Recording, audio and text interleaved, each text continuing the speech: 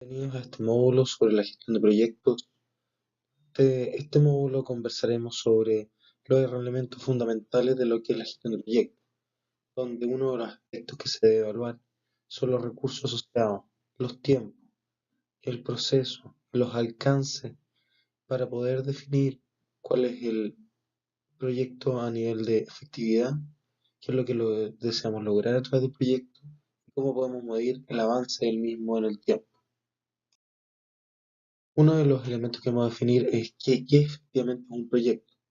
Un proyecto, como se declara aquí, es una iniciativa singular, no repetitiva, normalmente dirigida a alcanzar objetivos prefijados en un lapso de tiempo determinado y con un presupuesto también determinado. Eso quiere decir que un proyecto no es la operación regular de nuestra unidad o organización, sino que un proyecto es una actividad que tiene inicio y término. Un proyecto es algo que está definido en tiempo, en recursos. Un proyecto tiene un objetivo central a cumplir, que luego desaparece para volverse o parte de la operación o desaparece completamente. En el caso de lo que estamos desarrollando en este proyecto de centro de simulación o asociado a un centro de simulación, lo que queremos lograr es determinar cuál es el proyecto que vamos a lanzar. El proyecto cuando finaliza se transforma en algo operacional. Cuando ya es operacional, lo que deberíamos de programar es cuál es el siguiente proyecto. Proyectos de mejora, proyectos de crecimiento, proyectos de escalabilidad, un proyecto de integración o articulación, cualquiera sea esta iniciativa que queremos lograr. Existe un aspecto también respecto a la gestión de proyectos que es la evaluación técnico-económica, ya que se debe realizar una adecuada evaluación técnico-económica para garantizar la disponibilidad de recursos y capacidades alineadas con los objetivos definidos. O sea, yo tengo que asegurarme que el proyecto es viable, ¿verdad? Y estamos hablando de viabilidad operativa, de que no solamente es una buena idea, sino que yo lo voy a poder efectivamente llevar a cabo. Y técnicamente esto debe haber sido filtrado al momento de que yo hice mi definición estratégica, hice mi plan de negocio, revisé toda la información e incluso alguien me aprobó el proyecto, ¿verdad? O me lo financió. Pero de todas formas, antes de echarlo en ejecución, de partir la ejecución del proyecto, es importante cuestionarse algunos puntos, cosa de tener certeza de que es viable operativamente. Y que las decisiones de tipo costo-beneficio eh, van a estar presentes porque aun cuando el proyecto fue planificado, está documentado, fue aprobado, pueden haber cambios durante la ejecución. Y en ese momento tengo que tomar decisiones que son de tipo costo-beneficio. ¿Qué pasa si yo compro este simulador en vez del otro, ya que el que yo tenía proyectado fue descontinuado? O porque la empresa a la cual yo se lo iba a comprar ya no existe. O porque me di cuenta al momento de la adquisición del simulador que el tipo de servicio o mantenimiento que estaba incluido no era el que yo esperaba. Por lo tanto, no es solamente ejecutar un plan que está estructurado en función del plan de negocio, sino que también ir tomando decisiones y asegurar que el cumplimiento de los objetivos que están plasmados estén en coherencia en el tiempo y en el presupuesto que fue adjudicado para el proyecto. La planificación de los proyectos corresponde a un tema temporal y de recursos. Por lo tanto, yo voy a ir asignando actividades que tienen personas involucradas, espacios involucrados, tecnologías involucradas, ¿verdad? Pero también delimita tiempos en los cuales se deben realizar y se asocian a estas actividades necesarias para el cumplimiento de los objetivos planteados.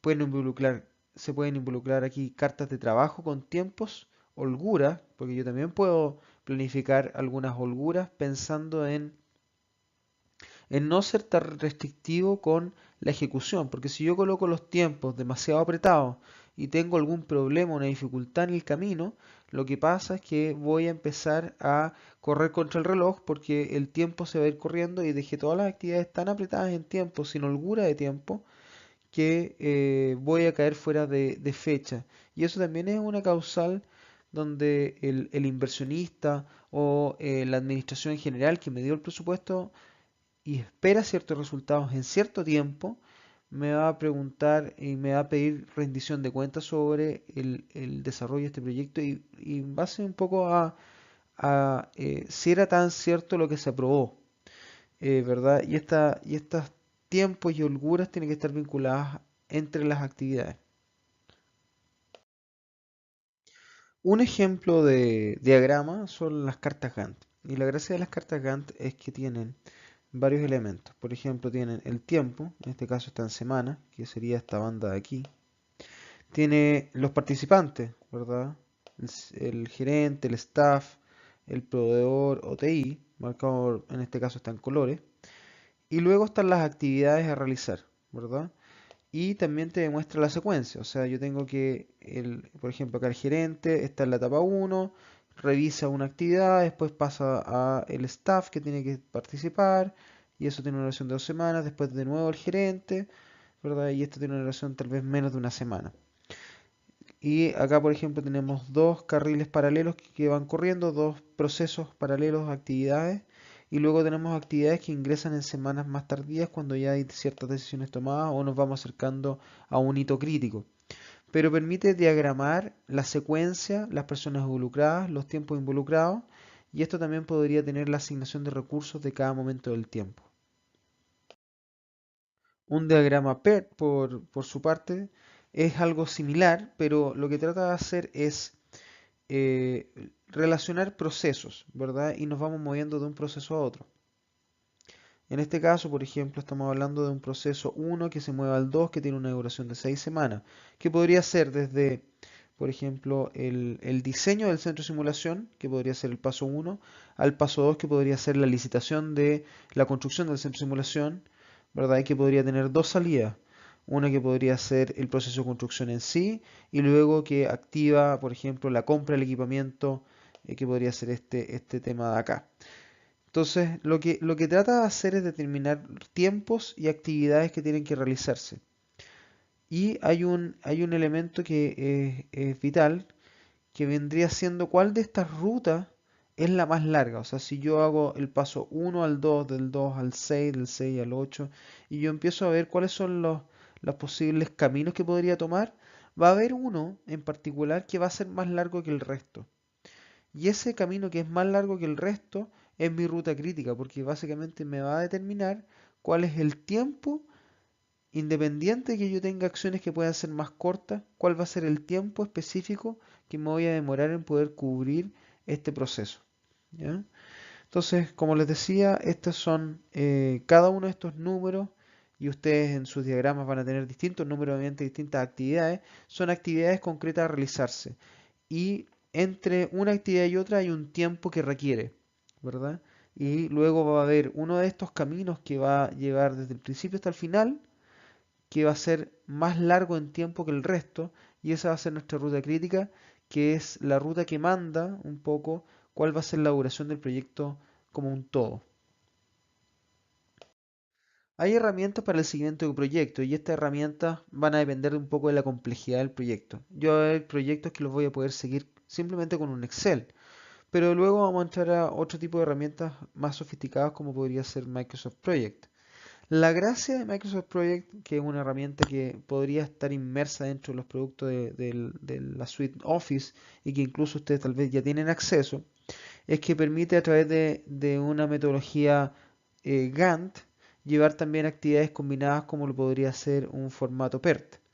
La gracia de un sistema Project es que a través de la misma herramienta yo puedo seguir los tiempos, los recursos, las personas, e incluso ir valorizando las actividades para poder ir trazando cuán al día o desfasado voy respecto a las actividades. Incluso yo podría ir más adelantado en el cumplimiento de ciertas actividades porque tal vez las había planificado con más tiempo y me demoré menos, o incluso las planifiqué con mayor presupuesto y me salió menos. Por lo tanto, es una buena herramienta para ir monitoreando el progreso de un proyecto. Hay que tener ciertas consideraciones, porque un proyecto depende en gran medida del trabajo previo, ¿verdad? De todo lo que yo hice antes, incluso pasando por el plan de negocio y el diseño de este centro de simulación en este caso, ya que en base a las definiciones que me llevaron a la implementación se pueden mitigar una serie de riesgos durante la ejecución. Se debe determinar claramente el alcance y las expectativas que llevaron a la determinación del proyecto, porque esas expectativas tienen que estar bien cuadradas con los objetivos a cubrir. Finalmente, y acá quiero tomar un texto que está en el libro de Bataller, La planificación de un proyecto determina qué hay que hacer, quién debe hacerlo, cuándo y con qué recursos se contará para llevar a cabo las tareas que hay que ejecutar. La planificación es la premisa del control, dado que solo se puede controlar lo que está adecuadamente planificado.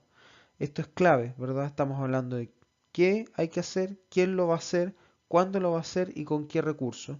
Y esto va a ser solamente medible si fue planificado. Por lo tanto, es un elemento central de la gestión de proyectos el que haya una planificación previa que sea plasmada en documentos y en herramientas de monitoreo del control de proyectos.